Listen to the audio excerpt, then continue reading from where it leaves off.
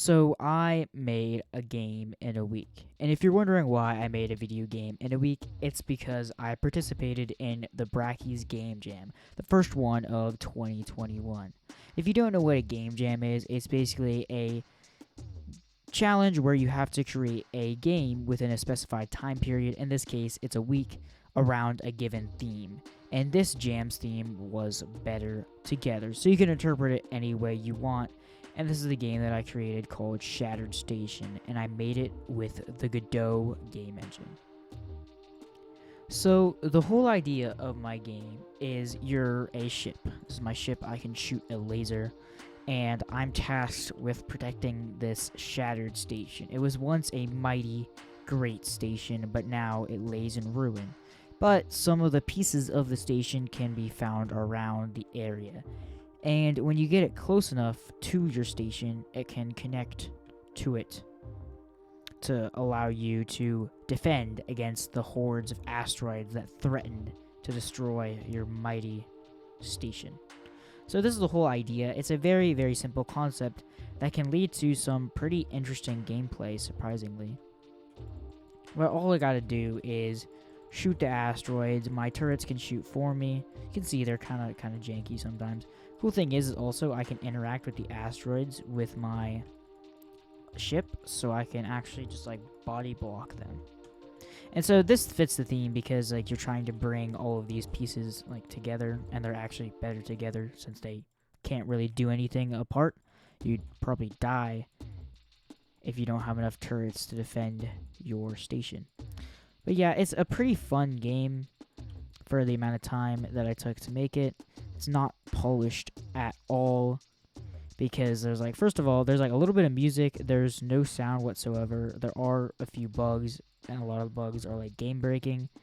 But the idea is actually pretty solid, and I'm pretty proud of myself for coming up with it because it's a good example of emergent behavior. You have a very simple idea, which is that you have your ship and you have your station and you have these little turrets that have to connect to the station, but it can lead to like a bunch of cool things, like where you have clusters of just turrets everywhere trying to defend your station, and like asteroids are coming like crazy, and the difficulty does get a little bit harder. I'm probably gonna lose right now, but it's pretty frantic as well because you gotta find good times to get all of your stuff together so you don't get destroyed while you're out getting other turrets and whatever. And one thing you'll also notice is the art. All of this art was made by me. I'm actually quite proud of it because I'm not used to pixel art. I haven't really done pixel art before, but a lot of pixel art that I've seen in games, like especially like Minecraft or other like voxel games, has been really nice, and I really enjoy the art style. And it's a nice programmer art since I'm only working with like 16 pixels, so I can make art that looks decent without having the artistic skill or the hardware to do that either. So yeah. And so, as I said before, this game was created using the Godot game engine, which I really, really enjoy. So, as you know, if you've watched my channel for some time, I tried making a game in Unity. That didn't really go too well. I don't know, I just couldn't really mesh with Unity. It's a great game engine. A lot of people use it. A lot of really, really good games have been created using it. But the whole entity component system just didn't really fit with me because a lot of the tutorials I was watching to like learn it just weren't really conveying like the best strategies. A lot of the stuff was just temporary. Like the coupling that Unity uses like initially for beginners is just crazy. Coupling is basically where one game object, for example, is connected to another with like references or variables or something, and that's just bad for your code because you shouldn't have to understand everything if you want to understand one specific category of your code. But Godot is different. It uses nodes, not game objects and components, which is very similar to Roblox. If you've ever played around with Roblox and used all of like the scripts and the parts, whatever, each like instance, and Roblox is basically a node, and there's hierarchies. You can traverse the hierarchy like via script.parent. something, whatever. This is what Godot uses. It's very, very similar, and I really enjoy it. So like, here's my main scene, and scenes are nodes as well. So right now it's a node 2D, which is just a 2D node. It has like a transform, and I have some like parallax stuff. And then my player, which is a kinematic body, which is basically a physics body that can be controlled by the player via a script. And I'll show you that script in just a second. And you have all my GUIs, and these are just nodes as well. I can expand them out. It's very verbose. Their GUI system is also very, very good, because this, like all of this GUI was created using their GUI objects in-house. So if I go, here are all the nodes. I can create any node I want. Godot also has a 3D area. That's what these spatials are. Right now I'm using node 2D, which has a ton of stuff. Godot's 2D is really expansive. It's actually independent of its 3D engine, unlike Unity, where the 2D is just a lousy port of the 3D version, just without an axis and with a different type of camera. And yeah, I really enjoy it. Also, the units are in pixels, so it makes setting all my pixel art up very, very simple, which is quite nice. So now we can take a look at the scripts that I'm using. Whoops, there we go. So I'm using C# to program in Godot. Godot has a few options for scripting. You have GD script, which is very similar to Python, and it's a high up level language. You have some like block script and GD native, which is C++ basically. I'm using C# because I'm well versed in Java, because the languages that we use at my school is Java, and Java is very, very similar to C#. And C# is just an absolute joy to use. I didn't know how much I liked it until I started using it to make this project. I just really, really enjoy it. It's very, very simple. The syntax just makes sense. It's just, in my opinion, a better version of Java. I mean, that's very controversial, obviously, but I really enjoy it. So, and Godot's system is actually very simple and meshes very, very well with C#. So you can see here, there's a few things. Like, first of all, I can export variables. That basically means if I go back to Godot, go to my player, for example, these script variables are exported. So the max speed, acceleration, I can change all of these in the editor instead of having to go back to the script, which is very nice. And I have some like basic variables. You know, you got the vector 2s, whatever. It's pretty standard. This is a pretty run-of-the-mill sort of system, just like Unity. And yeah, it's just really nice. And the cool thing is I can reference nodes, which are just like the equivalents of instances in Roblox and like game objects in Unity, for example. I can get them by just sending in the path. So sending in the string basically infers that this is a child of the current node that the script is in. And if I were to put like a slash here, this would go to the root node, which is pretty nice.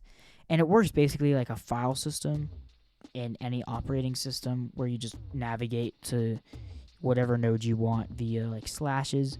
And I know this is hard coded, but a lot of times these values won't really change, so it works out pretty well.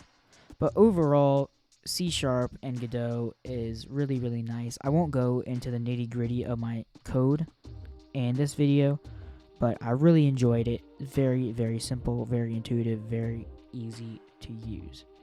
And one of the biggest things that helped me a lot with creating this game was the Godot documentation. And it's really, really good. So here it is right here. It has everything you need. It has tutorials to get started with 2D and 3D. Has a ton of things. It has a nice convenient search, so if I want to know what a node is and its API, I can go to my node, get a nice block of text explaining everything.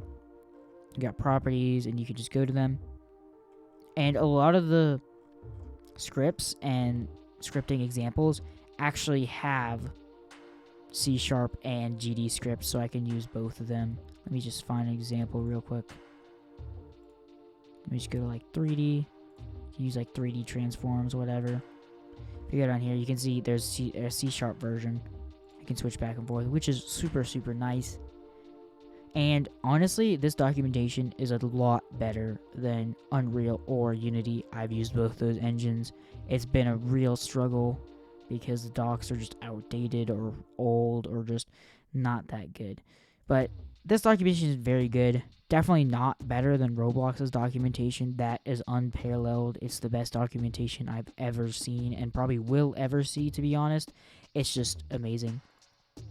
But my experience with this engine is really good. I would really recommend it if you're coming from Roblox and want to make some video games other than Roblox. So yeah. But overall, I learned a lot of very valuable things while making this game in a week. First of all, I definitely underestimated the amount of time this would take. As I said, this game is not really completed. It's very unpolished, and half the time it doesn't even work because I just didn't give myself enough time to do it. I thought I would have enough time in the week. I actually didn't. And so you really need to keep in mind that you need to designate a lot of time to make a game, especially with a limited time period. And like there's a common saying among game developers, like think about the amount of time it'll take you to make a game and then double it and then maybe double it again, and that's the amount of time that you'll use. And that's very true. I definitely didn't think that was true, but it definitely is. But it was a really good experience. I learned a lot from switching over to a different engine. I got a lot of new valuable perspectives and just thought a lot about what I was doing. Like when I was learning C# and like Godot in general, I made sure to learn the style and the specific syntax that I needed to use to make my code consistent with the rest of the code bases that everyone else uses. And that made me think more about how I style my Roblox code and the consistencies and stuff like that. I also encourage you to do something like this as well. It's really an eye-opening experience. This allows you, again, to get different insights. And it's just a nice refresher because I got to use a new engine. It was fun to like try to speedrun learning the engine in a week. And it was just really cool. A lot different than Roblox, that's for sure. But it was a nice welcome break. Actually, right now, I'm working on web development using Node.js and JavaScript. And the reason I'm doing that is just to get a new perspective on dynamic prototype languages. As you know, Lua is a prototype-based language, and so is JavaScript. But the JavaScript community is very saturated, so I can learn a lot from looking at their code and their idiomatic, object-oriented program and whatever, so I can, emulate that in my Lua code, which is really, really nice. So that's about it for this video. I hope you enjoyed. Make sure to like and subscribe if you did. But other than that, I hope you have a nice day, and goodbye.